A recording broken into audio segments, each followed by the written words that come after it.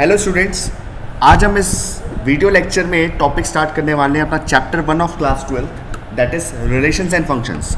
अब relations and function start करने से पहले मैं आपको कुछ चीज़ें बताना चाहता हूँ। ये एक चैप्टर ऐसा है कि इस चैप्टर में आपको जो चीज़ें पढ़नी है क्लास 11th में भी आपने पढ़ा हुआ है ये, और एज इट इज़ ये क्लास 12th में आपका इन कंटिन्यूएशन चलता है। अब कुछ बच्चे सोच रहे होंगे कि क्लास 11th में हमने ये चैप्टर तो अच्छे से पढ़ा ही नहीं है, तो कोई दिक्कत नहीं है। जो बेसिक कॉन्सेप्ट्स आपको क्लास 12th के अंदर रिक्वायर्ड हैं रिलेशंस एंड फंक्शंस के, पहले मैं उस चीज़ को कवर करके चलूँगा, फिर उसके बाद क्लास 12th का टॉपिक हम इस चीज़ के अंदर पढ़ेंगे। तो ये वीडियो लेक्चर आपके लिए बहुत यूज़फुल होने वाला है, तो आपको बहुत ध्यान से इस टॉपिक को पढ़ना है, एक एक चीज़ को ध्यान से पढ़ना है, क्योंकि ये टॉपिक जो है 4 से 5 मार्क्स का आता है पूरे आपका 80 मार्क्स के बोर्ड एग्जाम्स के अंदर। 4 to 5 मार्क्स कवर करता है, जिसके अंदर 1 या 2 क्वेश्चंस होते हैं आपके, और इस 5 मार्क्स को आप इजीली अपने पास रख सकते हो सो दैट आप उस चीज़ के अंदर एक अच्छे मार्क्स लेके आ सको, और ये चैप्टर उस चीज़ के अंदर बहुत ही अच्छी भूमिका निभाता है। तो आपने करना क्या है इस चैप्टर को पढ़ते वक्त कि जो जो चीज़ें मैं बता रहा हूँ आपको, उसको उसी तरीके से लाइन अप करके अपने रिवीजन में लेके आना है उसको। और इस चैप्टर को स्टार्ट करने से पहले मैं आपको ये एक बात और बता देता हूँ, मैं इस चैप्टर को एक नॉर्मल स्पीड पे लेके चलूँगा।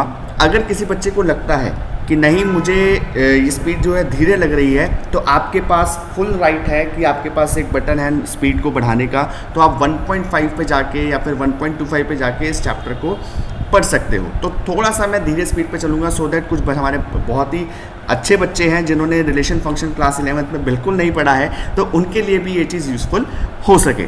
सो अब हम स्टार्ट करते हैं अपने इस चैप्टर को। इस चैप्टर को स्टार्ट करते हुए सबसे पहला टॉपिक जो हमारा आता है, ये क्लास 11th में आपने पढ़ा था, that is Cartesian product. So let's start with our first topic that is Cartesian product. अब कार्टेशियन प्रोडक्ट बेटा बहुत इंपॉर्टेंट है, क्योंकि ये रिलेशंस एंड फंक्शंस का सबसे बेसिक पार्ट है आपका, तो इसको बहुत ध्यान से समझ के चलना है कि कार्टेशियन प्रोडक्ट होता क्या है। Cartesian product is the set of all the ordered pairs a comma b. A comma B ordered pair form के हैं, जिसमें ए जो है पहला एलिमेंट जो है पहले सेट में से होता है और बी एलिमेंट आता है बी में से, तो इसको हम कार्टेशियन प्रोडक्ट कहते हैं। मतलब क्या है समझते हैं इस चीज़ को। जैसे आपके पास ये एक फॉर्मेशन सेट बिल्डर फॉर्म दे रखी है, इसकी डेफिनेशन दे रखी है सेट बिल्डर फॉर्म में। ये क्या कह रहा है आपको कि ए क्रॉस बी किसको रिप्रेजेंट करता है बेटा? कार्टेशियन प्रोडक्ट को। Cartesian product A cross B is defined as, इसके अंदर एलिमेंट्स किस फॉर्म के होते हैं? A comma B, ordered pair A comma B form के, सच दैट जो पहला एलिमेंट है ए, ये पहले सेट में से बिलोंग करता है, दैट इज कैपिटल ए में से। यहाँ पे लिखा भी हुआ है आपके पास। सेकेंडली जो सेकेंड एलिमेंट है b, that belongs to the second set B. मतलब ऑर्डर्ड पेयर का मतलब क्या होता है बच्चे? सबसे पहले ये समझने की ज़रूरत है कि A comma B is not equal to B comma A. पहली बात ये समझने की ज़रूरत है आपको कि A comma B and B comma A equal नहीं होते। दैट इज़ अगर कोई एलिमेंट आपका कार्टेशियन प्रोडक्ट में है 1,2 एंड दूसरा एलिमेंट है 2,1, ये दोनों इक्वल नहीं है। पहली बात ये समझने की ज़रूरत है। दूसरी चीज़ जो आपको समझनी है वो क्या है कि अगर कोई दो ऑर्डर्ड पेयर्स इक्वल हैं आपके, मतलब x comma y is equal to a comma b, ये तभी हो सकता है जब x is equal to a होगा और y is equal to b होगा आपका। ये सबसे मोस्ट इंपॉर्टेंट चीज़ है कार्टेशियन प्रोडक्ट की, जो आपको समझ के चलनी है। तो एक बार दोबारा रिपीट कर रहा हूँ, कार्टेशियन प्रोडक्ट क्या होता है? Cartesian product is represented by A cross B. A cross B में एलिमेंट्स ऑर्डर्ड पेयर फॉर्म के आएंगे, ए कॉमा बी फॉर्म के आएंगे आपके पास, सच दैट पहला एलिमेंट पहले सेट में से होगा और दूसरा एलिमेंट दूसरे सेट में से होगा। Let us take one example जिससे आप अच्छी तरह समझ पाओगे इस चीज़ को। जैसे ए एलिमेंट ए सेट है आपके पास 1 2 एंड एक बी सेट ले लेते हैं बेटा आपके पास, that is A B C. So जो आपका कार्टेशियन प्रोडक्ट है ए क्रॉस बी, इसके अंदर वो सारी पॉसिबिलिटीज़ आएंगी ऑर्डर्ड पेयर की जो ए और बी से आपके कार्टेशियन प्रोडक्ट में बन रही होगी। मतलब 1 comma a, 1 comma b, 1 comma c, these are the 3 elements जो 1 के साथ आपके बी सेट से बन रहे हैं। और ध्यान दे रहे हो पहला एलिमेंट मैं कहाँ से ले रहा हूँ? सेट ए से, और दूसरा एलिमेंट सेट बी से लेके चल रहा हूँ। सिमिलरली 2 के साथ भी ये ऑर्डर्ड पेयर बनाएंगे, 2 comma A, 2 comma b and 2 comma c. So these are the all the possible elements of a cross b and this is the full set a cross b जो आप आगे भी अपने क्वेश्चंस के अंदर इसको form भी करोगे। तो ये चीज़ समझ के चलनी है बेटा आपको कि कार्टेशियन प्रोडक्ट क्या होता है। कुछ इंपॉर्टेंट नोट्स हैं जो समझ के चलने हैं आपको यहाँ पे। वो क्या कह रहा है कि if there are p elements in set A and q elements in set B, then there will be pq elements in A cross B। That is, अब इसकी सेट रिप्रेजेंटेशन जो आपने छोटी 11th क्लास में पढ़ी भी होगी, नंबर ऑफ एलिमेंट्स इन, इसको पढ़ा जाता है बेटा number of elements in set A, this is equal to P, number of elements in set B is equal to Q।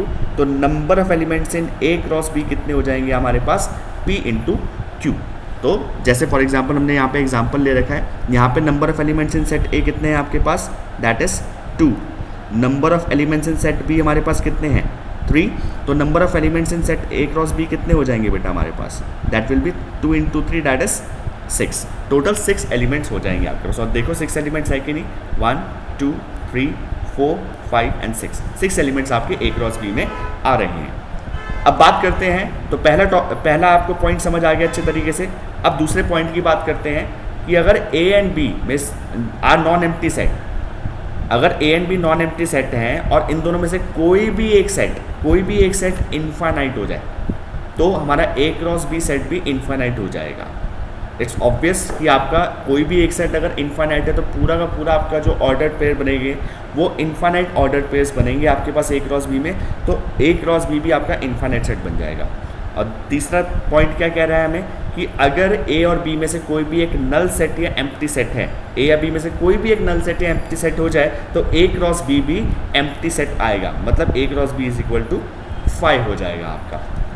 And the last point जो आपको समझ के चलना है कार्टेशियन प्रोडक्ट में, that is if there are p elements in set A and q elements in set B, तो आपके A cross B में कितने एलिमेंट्स थे जो आपने पॉइंट नंबर 1 में पढ़ा था, that will be pq elements. अब अगर एक सेट के अंदर pq एलिमेंट्स हैं, एक पर्टिकुलर सेट के अंदर pq एलिमेंट्स हैं, तो उसके नंबर ऑफ सबसेट्स कितने होंगे। तो ये आपने क्लास 11th में सेट चैप्टर में पढ़ा था कि अगर आपके किसी सेट के अंदर n एलिमेंट्स होते हैं तो उसके नंबर ऑफ सबसेट्स होते हैं 2n। Total number of subset होते हैं 2n। तो total number of subsets of A cross B कितने हो जाएंगे, दैट विल बी 2pq, क्योंकि pq नंबर ऑफ एलिमेंट्स हैं आपके पास A क्रॉस B में। तो आई होप आपको अच्छे तरीके से कार्टेशियन प्रोडक्ट के बारे में बिल्कुल अच्छे तरीके से समझ आ गया है।